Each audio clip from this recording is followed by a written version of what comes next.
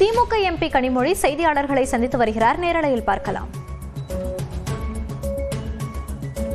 அறிக்கையை உருவாக்க இருக்கிறது. இன்று சென்னையிலே இருக்கக்கூடிய பல பகுதிகளில் இருக்கக்கூடிய அமைப்புகளும், அது மட்டுமில்லாமல் தமிழ்நாட்டில் பல்வேறு பகுதிகளை சார்ந்து இருக்கக்கூடிய அமைப்புகளும் இன்று எங்களை சந்தித்து அவர்களுடைய கருத்துக்களை தெரிவித்திருக்கிறார்கள்.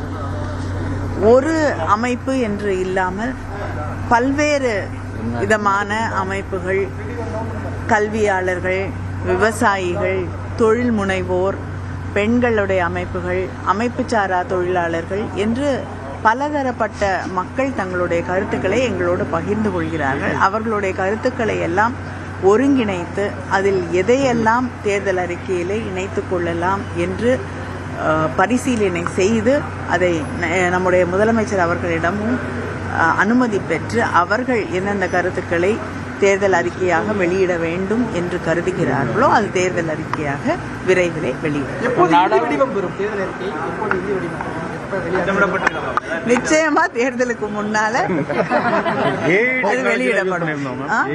இல்லைங்க, உங்களுடைய கருத்துக்களை இதுக்காக உருவாக்கி இருக்கக்கூடிய ஒரு போர்ட்டல்ல tnmanifesto.ai அப்படிங்கிற போர்ட்டல்ல தெரிவிக்கலாம். எழுத்துப்பூர்வமாகவோ அல்லது உங்கள் குரல் பதிவாகவோ உங்களுடைய கருத்துக்களை தெரிவித்தால் அதையும் நாங்கள் தேர்தல் அறிக்கையிலே இணைத்துக் கொள்வோம். காங்கிரஸ் மேலிட பொறுப்பாளர் நீங்க சந்திச்சு கூட்டணி தொடர்பா பேசுறதா சொல்றாங்க. என்ன நிலையில இருக்கு மேடம் இப்போ கூட்டணி? பேச்சுவார்த்தைகள் நடந்து கொண்டு இருக்கிறது. ஆனா இன்னும் குழுவில் இருக்கக்கூடியவர்கள் தான் சீட் அலோகேஷனோ மற்ற விஷயங்களையோ அவர்கள் தான் பேசுவார்கள். இல்ல இதுவரைக்கும் எதுவும் பேசப்படவில்லை. அதனால நான் அதை பத்தி கருத்து சொல்ல முடியாது. இல்லைங்க, எனக்கு தெரியாதுங்க. எனக்கு தெரியலங்க. அது காங்கிரஸ் எம்பிக்கள் இல்லைங்க, நேற்று 8 எம்பிக்கள் தமிழ்நாட்டை சேர்ந்த சு வெங்கடேசன் அவர்கள் உட்பட, மாணிக் தாக்கூர் அவர்கள் உட்பட 8 எம்பிக்கள் நேற்று சஸ்பெண்ட் செய்யப்பட்டிருக்கிறார்கள்.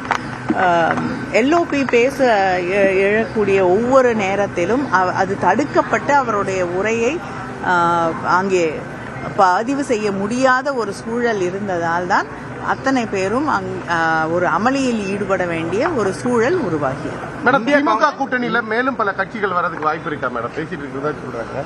அது முதலமைச்சர் யாராவது புதிதாக வந்தால் நிச்சயமாக உங்களுக்கு அறிவிப்பார். இந்தியா யூஎஸ் டீல் பற்றியும்